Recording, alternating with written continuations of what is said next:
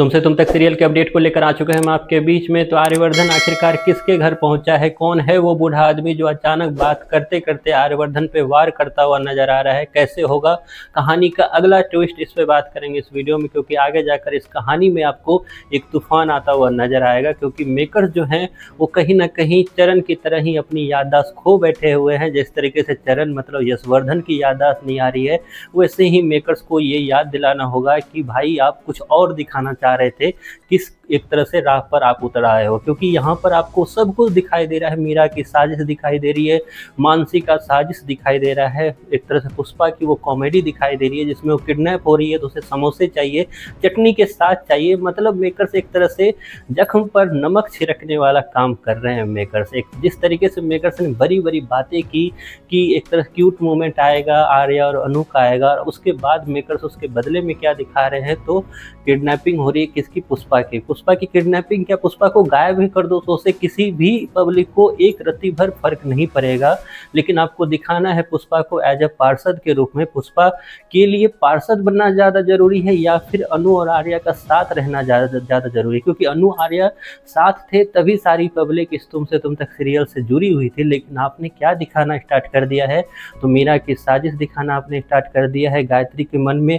अब मीरा और मानसी दोनों मिलकर जहर घोलते हुए नजर आ रहे हैं अनु के लिए, और वहीं पर गायत्री भी जो है एक तरह से पल भर में बदलती हुई नजर आ रही है। एकदम से वक्त बदल गया, जज्बात बदल गए और हालात तो आपको हमेशा की तरह बदलते हुए नजर आ रहे हैं। अचानक से मेकर्स किस दौर पर आकर एक तरह से रुक गए हैं और वहीं से आपको क्या कुछ दिखा रहे हैं, इस पर फिलहाल अब बात कर लेते हैं। आर्या अचानक से आर्या के पास पोस्ट कार्ड आता है। पोस्ट कार्ड के बाद आर्या जो है काफ़ी डरा हुआ है। वहीं पर जिंदे जो है ये बोलते हुए नज़र आते हैं कि तुझे नहीं जाना है वहाँ पर। फिर भी आर्या जो है वहाँ पर जाता है, उस घर में जाकर उस बूढ़े आदमी से मिलता है और साथ ही साथ उसे पूछता हुआ नज़र आता है कि आप आखिरकार क्यों अपना नाम, जगह, सब कुछ आपने बदल लिया, कैसे आप हमसे दूर चले गए, आखिरकार ऐसा क्या हो गया? अब ऐसे में वो बूढ़ा आदमी ये बोलता हुआ नज़र आता है कि ये सब उसने ज़रूरी था इसीलिए किया, और बात करते करते आर्यवर्धन पर एक तरह से वार करता हुआ नजर आता है। अब बूढ़े आदमी की सच्चाई क्या है? क्योंकि मेकर्स ने पहले जो पेंडिंग फाइल रखी थी उसको तो सुलझा नहीं रहे हैं, नई नई पेंडिंग फाइलें जो है उसको खोले जा रहे हैं।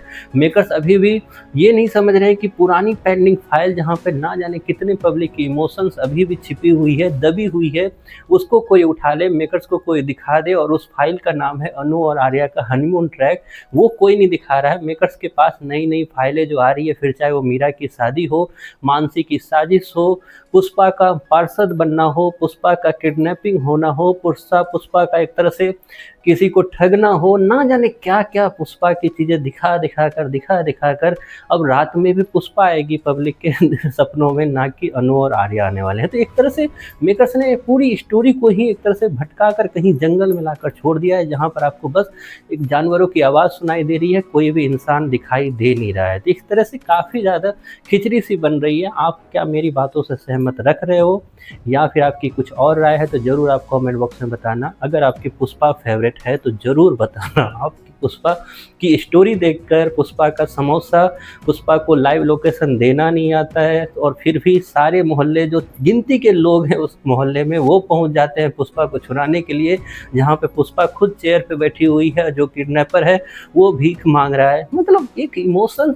वाली स्टोरी में कॉमेडी घुसाए जा रहे हैं। ये नहीं समझ में आ रहा है कि इस इमोशनल स्टोरी में, जिसमें आगे जाकर आपको आर्या और अनु का रिश्ता काफ़ी ज़्यादा तूफानों से होकर गुजरता हुआ नजर आएगा, उसमें कॉमेडी घुसा रहे हैं एक तरह से पुष्पा के रूप में। खैर, अगली स्टोरी में बात करेंगे, अगले वीडियो में बात करेंगे आखिरकार आर्यवर्धन और उस बूढ़े आदमी की सच्चाई क्या है। कौन सा नया राजा वर्धन परिवार में फिर से आने वाला है? क्या आर्यवर्धन अपनी आप को साबित कर पाएंगे उस बूढ़े आदमी के सामने में? जो बूढ़ा आदमी सोच कर बैठा है, क्या उनके दिमाग से ये सब चीज़ निकल पाएंगे? काफ़ी कुछ है जिस पे हम बात करेंगे अगली वीडियो में। फिलहाल आपको कैसा लग रहा है तुमसे तुम तक सीरियल, ये मैं आज नहीं पूछूंगा। जो भी मन है ज़रूर कमेंट बॉक्स में बताइए।